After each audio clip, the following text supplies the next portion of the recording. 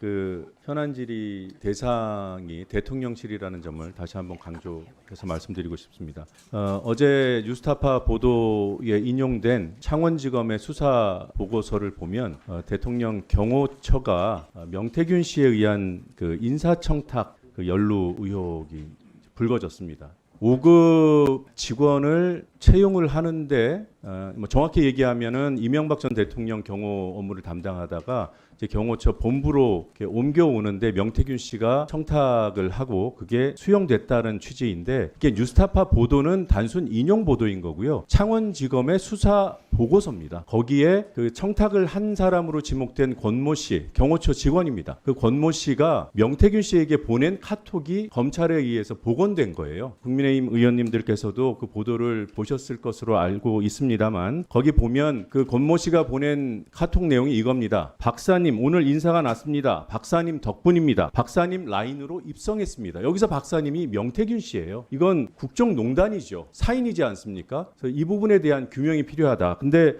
이 경찰 보고서에 보면 인사청탁이 의심된다고까지 검찰이 판단하고 있습니다. 그런데 이후 검찰 수사가 진행되지 않았어요. 그리고 이 부분은 특검 등을 통한 규명의 대상이기도 하지만 그거는 별건으로 하더라도 우리 운영위가 그 부분에 대해서 현안 질의를 통해서 또 더 많은 노력이 필요하다면 더 많은 노력을 통해서 진상을 규명해야 됩니다. 제가 이 자리에서 우리 여야 의원님들하고 지금 제가 말씀드린 이 인사청탁 문제와 관련된 보다 더 강력한 증거를 공유하고 싶어요. 문제를 서로 인식을 해야 현안 질의를 하든 청문회를 하든 대통령실을 상대로 규명 활동을 할 것 아닙니까? 근데 제가 알기로 지금 제가 확보하고 있는 음성 녹취를 여러분들과 함께 공유하고 싶은데 이게 여야 협의가 사전에 안 되면 어려움이 있을 것 같아서 제가 공식적으로 우선 우리 위원장님께 여야 협의를 통해서 명태균 씨의 음성 녹취가 이 공간에서 재생될 수 있도록 요청을 드리겠습니다. 그 부분 먼저 좀 매듭을 지어주시길 요청드립니다.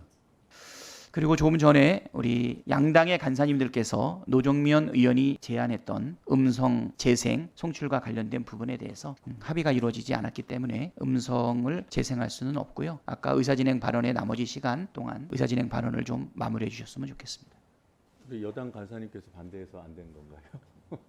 네, 합의에 이르지 못한 거로 알고 있습니다. 네. 이게 다른 우리 여당 의원님들도 듣고 싶었을 수 있는데 이 자리에서 재생하지 못하게 된 점이 매우 유감스럽고 지금 다른 시청각 자료는 다 여기서 다 공개가 됩니다. 이게 이제 시대가 바뀌어서 가능해진 건데 이 음성이나 그 영상 재생에 대해서만 이렇게 특별한 제재를 사실상의 제재가 가해지고 있는 부분에 대해서 다시 한번 생각들을 정리해서 입장을 정리해서 좀 시대에 맞는 그런 상임위 운영이 됐으면 좋겠다는 말씀을 드리고요. 그럼 뭐 할 수 없이 제가 주요 내용을 요약해서 말씀드리겠습니다. 공개하려고 했던 이 육성 녹취는 상임위가 끝나는 즉시 언론에 배포하겠습니다. 내용은 이겁니다. 그 권모 씨에 대한 인사청탁이 어떻게 성사되었는가, 어떻게 현실로 되었는가, 김용현 당시 처장을 통해서 이루어졌다고 명태균 씨가 그 당시에 얘기합니다. 아까 말씀드린 카카오톡은 2022년 7월 4일자 카카오톡입니다. 당사자가 명태균 씨에게 보낸 거예요. 이 명태균 씨의 녹취도 7월 4일에 녹음된 거예요. 김용현 씨를 경남에 있는 김모 회장으로부터 소개를 받는다는 내용이 들어있고요. 여러분들도 이름만 대면 알 수 있는 분입니다. 창녕 출신이고 그리고 또 김용현 씨가 그 당시 경호처장이 대통령을 수행해서 스페인 순방 중일 때 그러니까 대통령 순방에 수행하고 있을 때 그때 청탁이 이루어졌음을 이 7월 4일에 얘기합니다. 대통령은 뭐 아시다시피 7월 1일자로 귀국했는데 그 6월 말 7월 초 사이에 청탁이 이루어졌다는 내용이 대화에 나옵니다. 자, 항공의 김모모 회장이라고 만났는데 김용현 씨 이야기를 하더라고. 그래 별 3개라며 지 친구도 별 3개 공군이 있고 그래 그 사람 창녕 사람이더라고. 그리고 김용현 씨가 이 권 씨를 부를 거예요. 나는 이제 김용현이 그 대통령 부부와 스페인에 같이 갔다 하길래 권 씨한테 빨리 이력서를 보내라 하니 보냈더라고. 근데 그 다음날 김용현에게서 전화가 왔더라고. 그리고 들어가게 됐다고. 그래 내가 김용현 처장한테 자기들끼리 그 그룹이 있다던데 그 모임이 있던데 내가 불러갖고 격려를 좀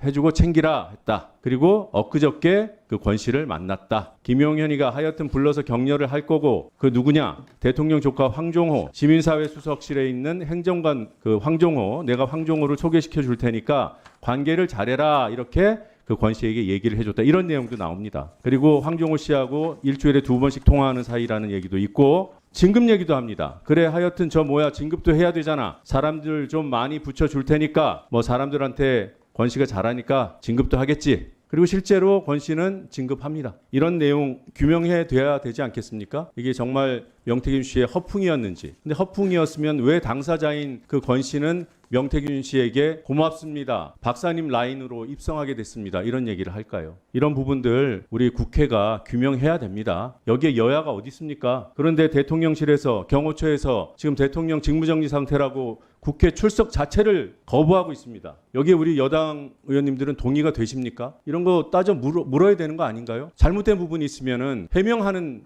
시간이라도 가져야죠. 국민들께서 혼란해하니까. 그래서 강력하게 요청드립니다. 조속한 시일 내에 현안 질의 일정을 잡아주십시오. 이상입니다.